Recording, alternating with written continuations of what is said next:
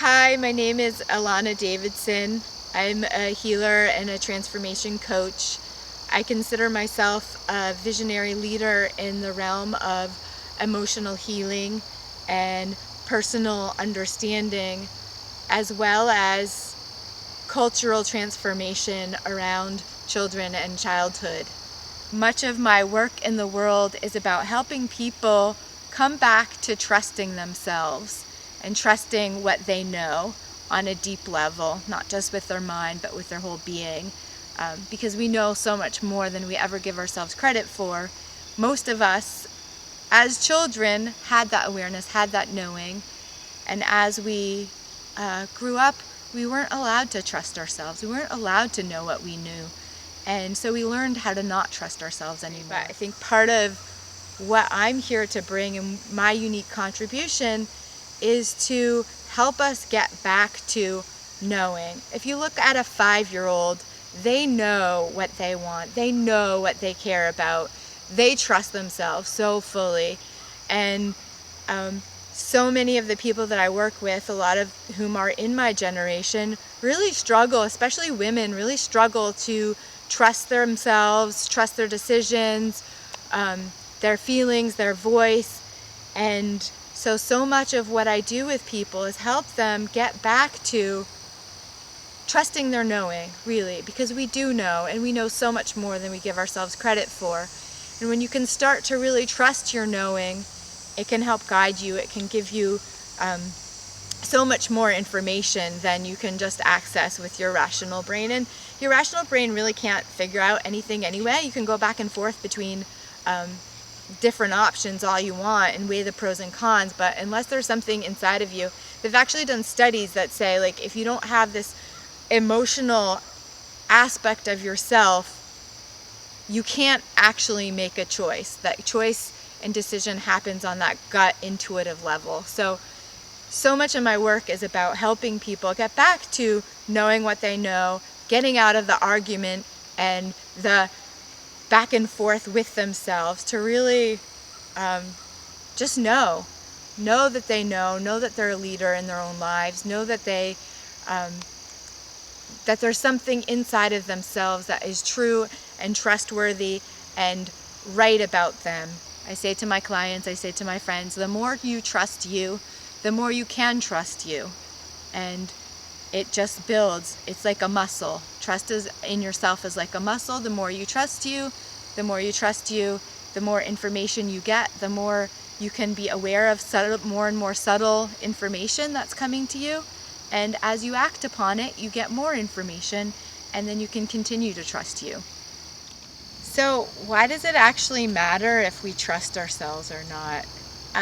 In my work as a coach and as a healer, and in observation of human beings, most of the people that I meet are at some level, in some way, at war with themselves, in conflict with themselves. When you don't trust you, then you're in a constant and perpetual fight with yourself. And when you're in that fight with yourself, it also comes out into the world, and you're in a fight in some way with the world. People who trust themselves and have that sense of peace within themselves are going to show up very differently in life and with other people than people who don't. When I think about the degree of human suffering on the planet right now and what my contribution can be to alleviate it, or really what it takes to alleviate some of the human suffering that is going on, and it is immense human suffering right now, what I come back to is the pain and suffering of children and the trauma of childhood.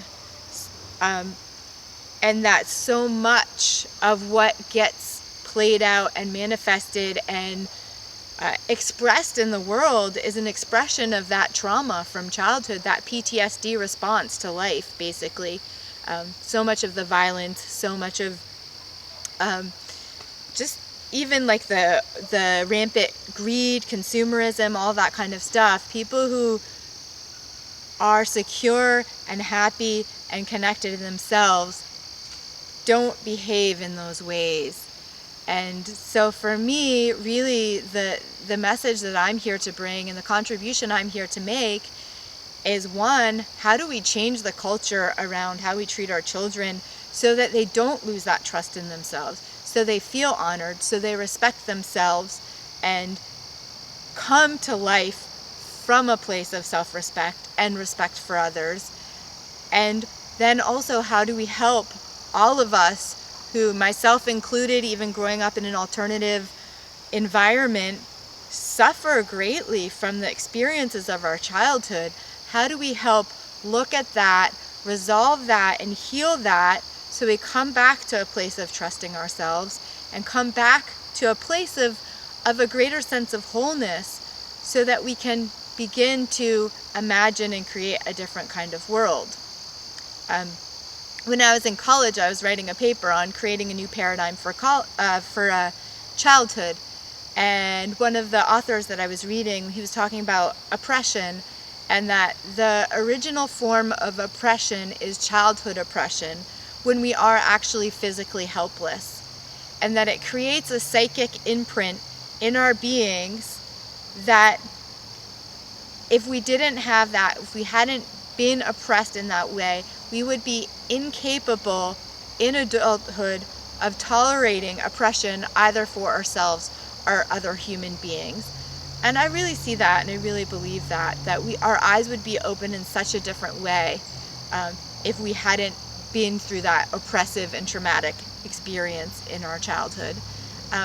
So really, that's how I'm here to be a visionary leader and to change the world, is to really question and look at, how do we treat our children, what's the culture that surrounds them, and that if you want to change the world, you have to change the way that you be with children.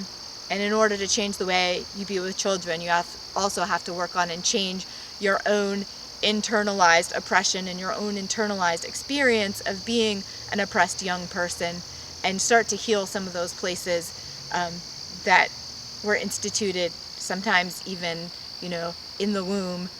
And that's how I see that we start to alleviate some of the immense degree of human suffering on planet Earth. And that's how I'm here to change the world.